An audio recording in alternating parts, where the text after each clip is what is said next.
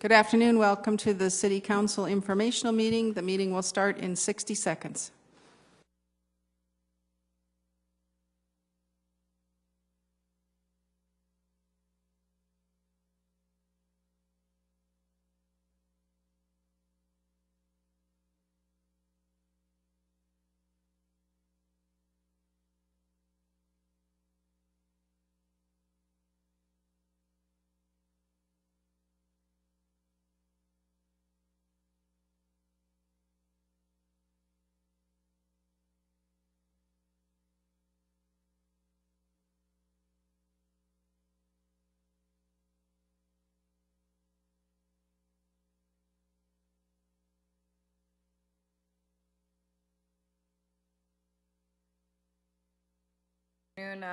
We'll call this informational meeting today on Tuesday, September 26th to order.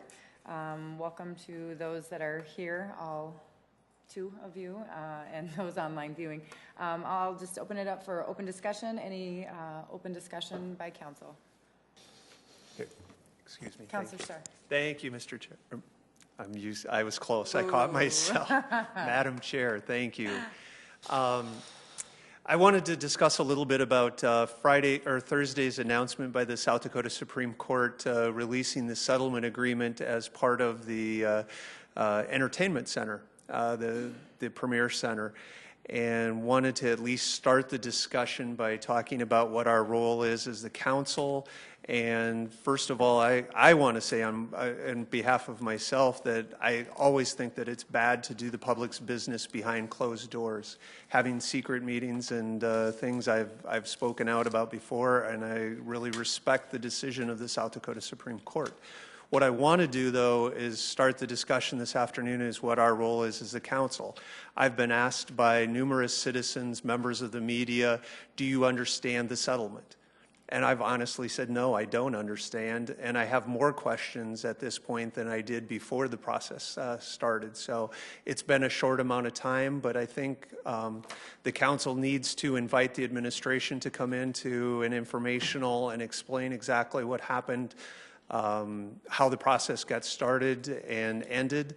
I went back today and looked at some informational meetings from 2014 in July. Where the process started, there was a forensic architect. The council was told at that point was hired to look at the warranty. And I'm not as interested in what happened in the past as I am going forward in the future of what the value of fixing the siding is, what the process is.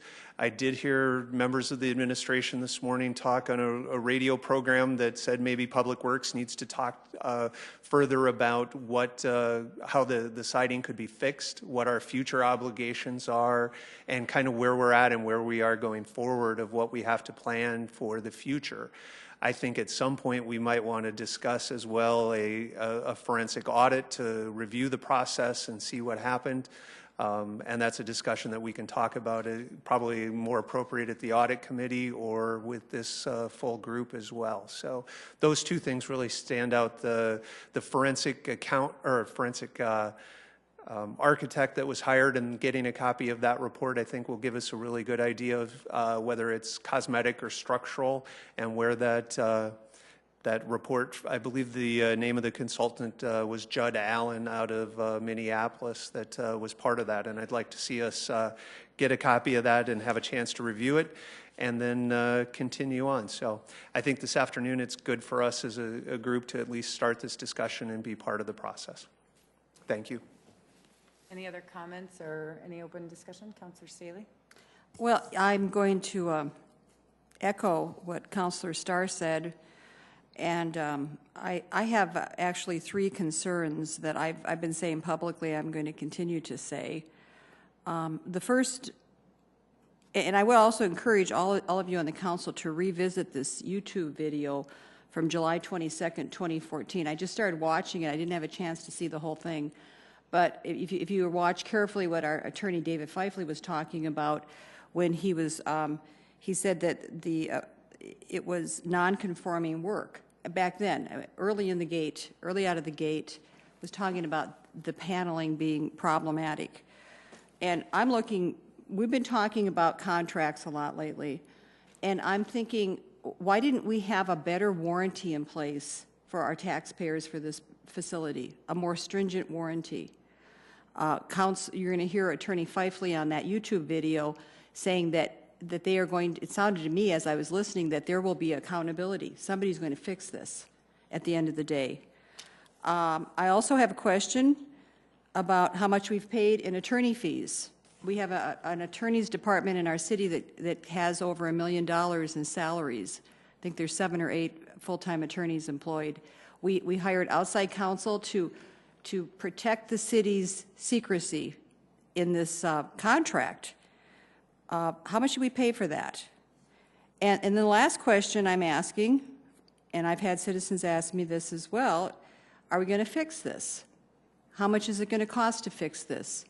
And I really believe that, as Councilor Starr is talking about a forensic independent analysis, I say let's bring in a contractor to look at this from out of town, tell us what exactly needs to be worked on, and the price tag attached.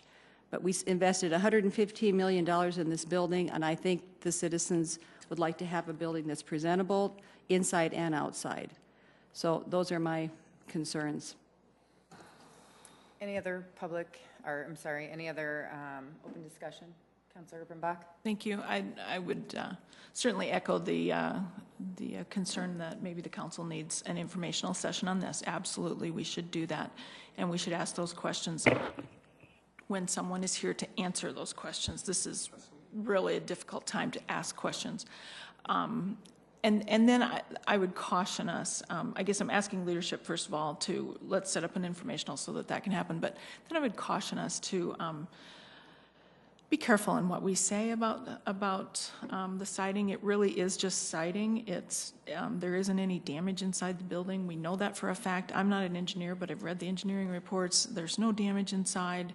It is just ugly, and it was determined that we would just let it be part of the pattern of the building. So, we didn't have any say in that, and that is part of the issue with that, but it is the form of government that we're in, and it was the form of mediation that we chose in terms of the problem that was presented. So there's lots of pieces to this. I would just caution us to be careful, but let's I agree with Councilors Starr and Staley that we do need to have an informational about this, and we need to kind of start digging into that. We're in that point, it happens with every sort of big issue like this where we're all asking all kinds of questions and we're all kind of freaking out.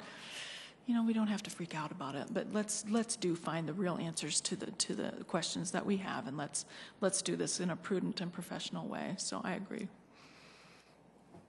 Councilor Naitzer. Yeah, I would agree. An informational would be helpful. And I also would agree we don't need to jump to any conclusions. There's a lot of unanswered questions, and we just need to slow down and dig into it. As far as one of the questions that I've always had as a citizen and not having benefit of having been on the council at the time was whether or not it was truly cosmetic or not. I know it sounds like we did bring in somebody, but I don't know that report was ever made public. So I think it would be beneficial for some of us to just have that reassurance, just to see that that it was a cosmetic thing, and to get some context as far as the settlement and the amount of how much it would cost if we wanted to repair or replace. And that would give us context as to whether or not it was a good and fair deal or not. So I think it would be good to just gather more information and just ask some questions. Thanks. Thank you. Any other open discussion? I would just, Councilor Staley. Well, and going back to, we're saying it's just cosmetic, the ripples, the bumps. But again, I don't think this had even had its grand opening yet when this problem was emerging. And I think if a homeowner had built a house and the siding was starting to be dented or rippled or falling off, I mean, they would raise the roof with the contractor. So why didn't we have something in place? Why wasn't that negotiated as a warranty to ensure accountability for the taxpayer? Now, which brings to light another thing I want to talk about. I'm just new on the council, I'm relatively new. I didn't really know about RFPs before I got elected. And actually, the first time I became aware of the RFP situation was when the parking ramp kind of came out of the gate. And so that would be something, I guess, when we have new council members come on board, is maybe do the RFP 101. But nonetheless, I'm being contacted by people, as I think we probably all are, about the golf course situation. People want this existing situation. They want Great Life. And last year, Great Life approached me with a nice piece of literature. So they came up and handed this to it. I think we all got that. And so I was thinking, well, we're going to be looking over these things and having some input as this comes up. Well, now I'm finding out that apparently there's an RFP in place. I don't know who's involved with it. I've heard that Councilor Selberg is. I don't know for sure. He is. Okay. I knew nothing about this, and the Park Board apparently is working on it. So we're going to have a small group of individuals looking at the proposals, and then they're going to be looking at all the moving parts and comparing things, and then they bring the winner to us. And I'm going to compare this to me buying a new car. And the car dealership says, hey, we got 5 brand new cars available. This is the one you're going to buy. And you don't get to see the other cars. And so maybe this is the form of government we have now, where the council, all we do is approve the final product. But I really think it would be more satisfactory to me, and I think it would be better as a representative to the citizens on these situations if we can go into executive session, if we can have a little more input as to what the pros and the cons were of all the parties that wanted to participate in this. Because right now it's just kind of, we said so you trust us, and either you vote it up or down. And you hate to just slap an entity in the face when maybe they are the best choice, but we don't really know that. So I guess moving forward, I'm going to have to tell these citizens as they contact me and say, I'd like you to keep this, or I'd like you to change to this. I'm going to have to say, you know, John Doe, Susie Smith, sorry, but I really have no input into this. It's out of my hands. There's another small group of people making this decision, and we will have one choice at the end of the day, and hopefully it will be your choice.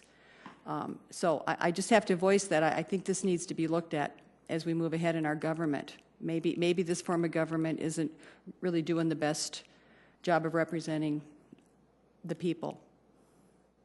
Any other comments? I will, I'll just add 2 things. I guess I'll start with your last one with the RFP. I have spoke to Scott Rust. I have asked him to come to the council and do a 101 RFP. What does state law say? What is the consistency? What's required? How is this done? Who's required to sit on it? And just give us a 101 for that. So that's coming in the future. I'm not sure, it hasn't been scheduled yet. It was a conversation we actually had on Friday. No, last Wednesday, I believe, or Thursday. And so we've talked about that, and that is I think, helpful for just the public to understand what does it mean when we do an RFP, and what are we required to share and not share. Because there is risk for those that are bringing forward a proposal that's not selected, sharing their trade secrets, sharing a project that somebody else could then take it and do it of their own. There's certainly risk in sharing those that are not selected. And so he can talk through some of that, and I don't have a date, but I'll communicate that with the council when we get that scheduled. Also, as far as the settlement Supreme Court ruling, I did ask for a potential informational meeting that could have been held today, but it was not ready in time. The administration has agreed to do that. I also mentioned that we could even have a special meeting if the mayor chose to call a special meeting. That is certainly an option as well, if they see it fit. I feel as a council that we need to have that information and have the ability to answer those, ask those questions, and get the information that we feel is important for us and what constituents are telling us. And so I think doing that in this type of forum would be really helpful for all of us to hear all the same questions. So I'm not sure if that will be October 3rd. I'm not sure. Nothing has been confirmed to me or any of you. And so once I know that as well, I'm expecting that we all will get the same information as far as here's when we're coming. But I think what's challenging is when it's in the media and there is dialogue taking place without the council, I think that's a challenge. And so for us, the sooner we can get that information, I think the better for us. So that's in the works too, but I really don't have any extra information at this time. But I do share, please compile your questions. Get everything ready that you need to have so then we can be organized and ask any of those. And same thing with the RFP. If you have questions right now about an RFP, email Scott. He's fantastic. He really knows his job inside and out, and I would suggest calling him, but we will have something coming forward in the future for that too. So I appreciate that suggestion. It's certainly in the works. So we'll move to the next item. The next item is for executive session. Is there a motion? Madam Councilor Chair, Urbach? I would move that we go into executive session for discussing the qualifications, competence, performance, character, or fitness of any public officer or employee or prospective public officer or employee. The term employee does not include any independent contractor. This is according to SDCL 1-25-2, subsection 1. Second. Thank you. There's been a motion and a second. Roll call vote, or not roll call vote, I'm sorry, voice vote. All those in favor say aye. Aye. Aye. All right, thank you. We will go into executive session. If we could please have the room cleared.